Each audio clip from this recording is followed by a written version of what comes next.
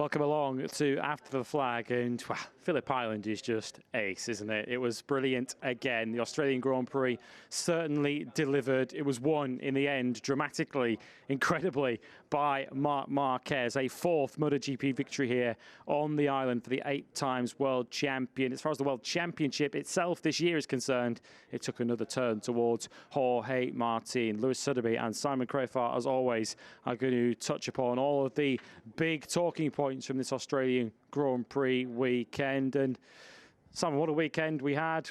Of course, weather conditions certainly played their part in what we saw leading up to qualifying, leading into the sprint yesterday, of course, won by Jorge Martin. Marc Marquez said that he felt he blew his chances of winning the sprint yesterday with a difficult first couple of corners.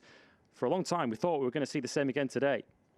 I've got to say, Marc was wonderful today, because you know, he not only beat Jorge and everyone else. I mean, Pecco, Bagnaia, all on the GP24s. He did it on a GP23 and managed the tyres, and he did it from such a low position on turn 1. You know, 13th, we believe he was, going into turn 1. And the reason I'm just like hats off is you burn this race is all about not burning the rear tyre. Save, you know, and the last thing you want to do is have to accelerate hard off corners. You want to flow, accelerate hard off corners because you burn rubber, you know, so you have less at the end. And Marc had to do that for the first third of the race.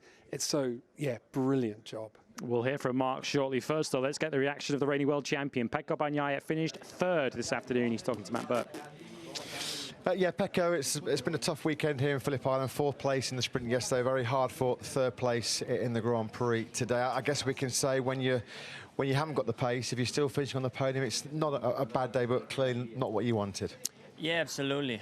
We managed to improve from yesterday. Yesterday surely was more tough because we went in the wrong direction with the setup of the bikes, and was critical, more difficult. So I was struggling a lot. Today it was from this morning. I feel it much better. We improved a bit the setting, and I was happy. But then in the race, as soon as I started to, I finished the front tire, I was struggling a lot to follow them. So I had to slow down, and the margin with the guys behind was huge because we were having in that moment 7 seconds, I think. Yeah, then it was. I opened it till 8.1, 8.2, but then I had to completely slow down because I was risking the same to crash. So I had to slow down, and nothing more than this was tough. They did a better job than us from yesterday, because I think Friday we did a good job and we were very close. But then yesterday we were wrong with our setup, and they did a better step in front, and we just missed it today. Where were you missing with the front filling? Was there just too much locking? Was it a problem in a particular part of the circuit? Yeah, it was more that I had to force a lot the front to let me turn with the bike. I was forcing it a lot because my bike was letting me go more wide, and was more important to remain close to the curb like Jorge was doing, or Marc. We have to say that Marc was even another step in front, so let's understand why and in which area we're doing the difference. But luckily, understanding before the race was important, because if not, I was finishing out of the podium. You're right behind him on the grid as well, so you saw what happened. I mean, did you see his tear off full under the tyre? I mean, did that change the way that you started or planned the start of your race? As soon as I saw that he was removing the tear off, I said, if he will throw it on the right, I will arrive to him, because the wind is pushing on that side, and it was what I was expecting. Then he tried to remove it a bit, but was going more under the bike, and we were very close to the start, so he didn't do anything more. And I planned to go more on the right, but Maverick started and go on more on the left, so I had to do a strange maneuver that makes my bike very nervous, because it was shaking a lot after the start. But nothing about that. I saw it and I was thinking about it. And just quickly on the championship, of course, 20 points now, the gap between you and Jorge. Tracks that you love coming up in Buriram and Sepang. So what are your thoughts on the championship leaving Australia? I think it's like it was in Indonesia. we are continuing recovering, losing. So it's, our performance are very balanced. Unluckily, the crash the contact that makes me crash with Alex Marquez is the fact that right now is waiting more on the championship, but we have to be focused and move on to the next ones with a good confidence, knowing that our tracks that where I'm very fast. We'll see you next week in Bahrain. Well done, Pecco. Thank you. We certainly will. Clear there from Pecco Bagnaia's point of view that what happened to him in Aragon still leaves a little bit of a bitter taste in his mouth. He lost potentially 16 points there if he finished in third place. He now trails Jorge Martin by 20. He seemed to suggest there what I guess we've known for a little while about Pecco Bagnaia, that the longer race weekends go, the stronger he tends to get. Very limited dry track time this weekend, which I guess he feels maybe cost him a little bit. Maybe he couldn't have matched the top two, but maybe been a little bit closer to it. I actually said it on the gear up at the beginning, and I think on the live during the weekend, is that's how it is. I mean, Jorge is amazing at hitting the ground, running, and we knew that Friday was going to be a washout, which is why I'd said in gear up that it plays in the favour of riders that are traditionally fast instantly in FP1, which is Maverick Vinales. They get straight to the limit of the bike. Fabio Quartararo can do it. Jorge Martin can do it. Mark can do it. And yeah, Pecco doesn't. He needs some time to figure out. He's the most technical rider, great guy, really intelligent, works with his team. Tardozzi says he's the most technical rider he's ever worked with, but he needs some time to get comfortable, and he didn't get it here. Well, Marc Marquez certainly needed to get his skates on after a tough start to tell us all about what happened to him at the start of the race and what happened from there on in. Our race winners with Matt. It's always a spectacular show in Phillip Island in MotoGP. It's always a spectacular show when Marc Marquez is at the front. Marc, huge congratulations. A phenomenal victory here in Australia, a track we know you love, but talk us through that start. The tear off, I mean, it was almost over before you'd even dropped the clutch. Incredible. Yeah, you know, in the end, was my fault, because it's not a rule, but with the riders always we speak to try to avoid to remove the tear off on the grid, for you and also for the others. But this time, honestly speaking, I didn't have choice, because as we know here in Australia, the insects are super big, some of them, and when I was putting the front device, the whole shot, one big insect was in the screen and was like a film, you know, and then I was looking the lights, and I cannot see clear, and I say I will arrive on the first corner and I will not have time, so I decided to remove, because I say with the wind go away, but goes to my rear wheel. On that moment, I didn't realize a lot. I saw that we're there, but I say, wow, super unlucky. I mean, cannot be like this, but yeah, it was like this. Mark, I've been here nearly 30 years. I've never seen anything quite like that. Of course, I think you dropped back to 13th in the first corner. 2 corners later, you were 6th. An amazing recovery in there. And then what a fight, firstly with Pecco and Jorge, then with Jorge. Just talk about your tactics and your strategy. You look very, very strong throughout the race in turn 4, and that's obviously where you decide to make the move. Yeah, I mean, when I was 13 on the first corner, I don't know, I was on the end of the straight and I saw Marini, some Yamaha here. I say, I'm far. I don't know where I am, but I'm far. and then in 2 corners, I went again in a good place. Then I decide to, because here you need to manage the tire, but I decide to use all the tire, say, let's see what we can do. And I use a lot the tire on the first laps to have that come back, to try to catch, especially Pecco. Second was my target, because Martin, we had a very similar pace, but I didn't have more to catch him. So yeah, when I saw that Martin also was there, then I started to realize about the victory, and yeah, on the last laps, I was there just trying to manage everything, the energy, all these things, and yeah, on the last laps, I tried to attack and went well. And just finally, Mark, of course, it's been quite a long time since you've had a victory quite like this. Aragon, you were at the front on your own, controlling the race. Misano, a special situation with the flag to flag. This was an old style, proper big old battle, which Marc Marquez was involved in. I'm sure you really enjoyed that, especially at a track like Phillip Island. Yeah, this one was old style. You know, this kind of circuits, when you have a lot of stop and goes with the aerodynamics we have now, you cannot do this kind of races. But in Phillip Island, that you don't have a heartbreak points. You can follow the others in a good way, and this is one of my strong points in the riding style. And yeah, in fact, when I was behind Martin, I was super comfortable. I was riding in an easy way, we can say. Not easy, but I was smooth and yeah, managing always the distance and waiting until that last lap. Mark, another awesome job. Congratulations, fantastic victory here in Australia. Well done. Thank you very much. Thank you.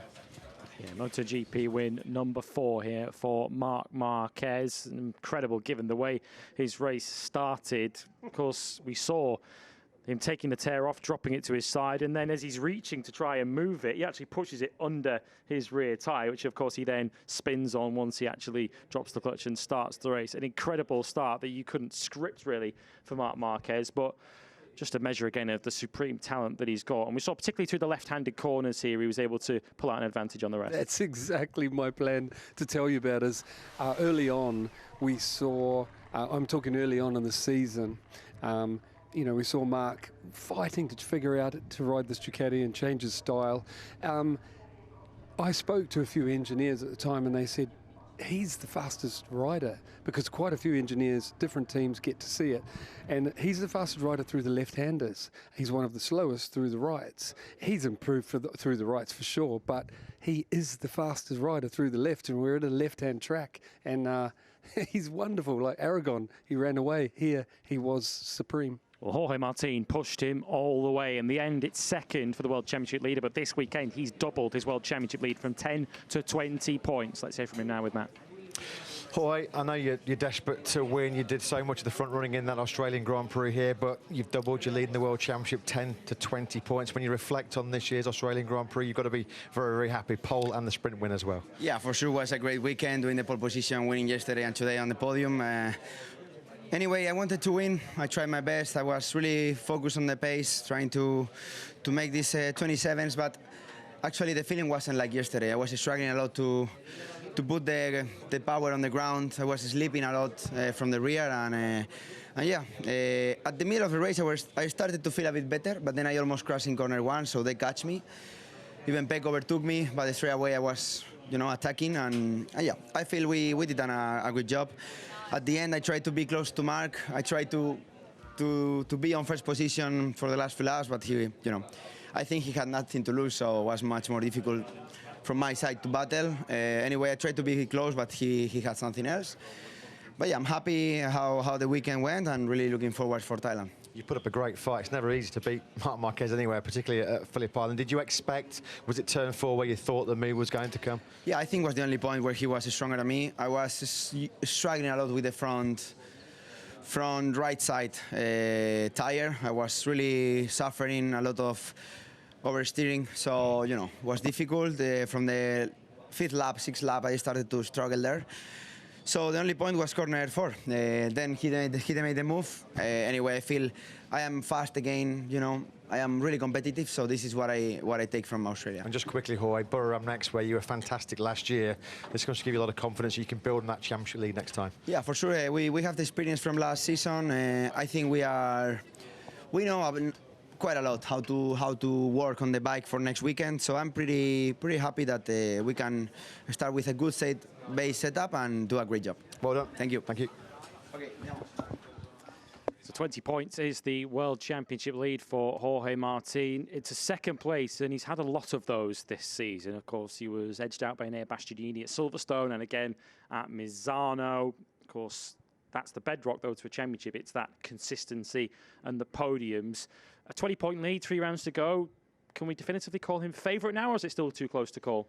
The thing is, he'll be feeling comfy with that. That's nice, a nice buffer. You can crash out of a race and your opposition finish second, the main race on Sunday, and still be equal on points.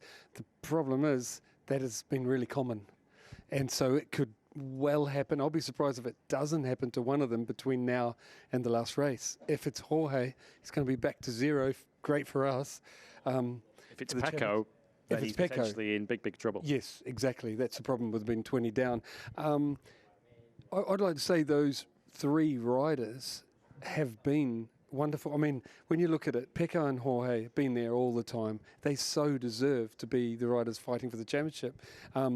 Mark has come up, you know, as he's figured out the bike, you know, his first year on a Ducati. It's impressive.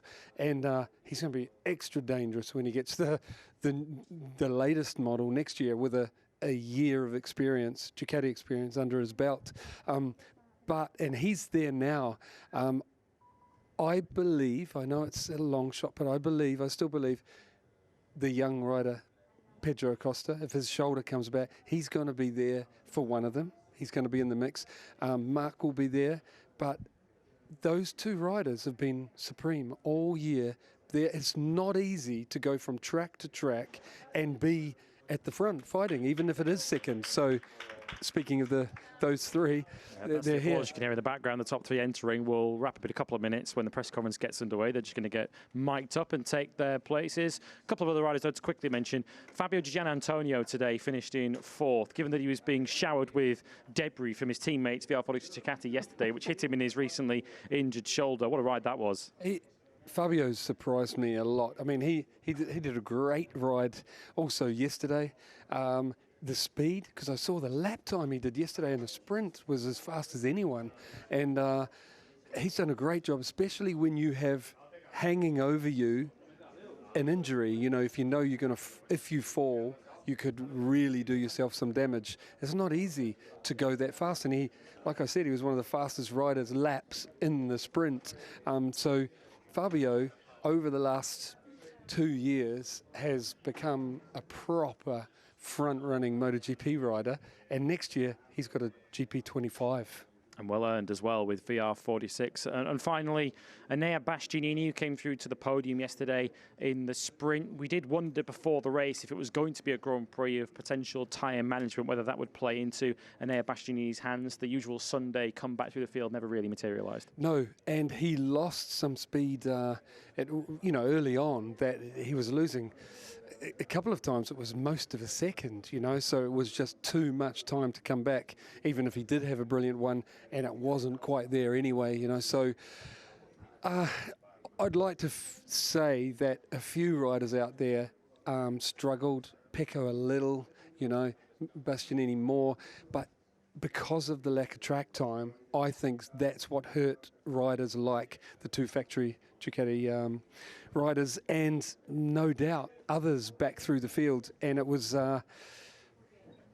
basically Jorge Martin and Marc Marquez that got the best out of what they had for the weekend. Well, if you're watching us live, stick around. The press conference is coming up next. You can hear more reaction from the top three. Of course, the Moto3 World Championship was decided last time out in Japan. The Moto2 Championship does roll on to Buriram next weekend, and it feels like this MotoGP title battle is going right down to the wire in Valencia. The next instalment comes in a week's time, the Thai Grand Prix at Buriram, which generally produces last lap thrillers. We hope for more of the same next weekend. From the two of us, it's bye-bye.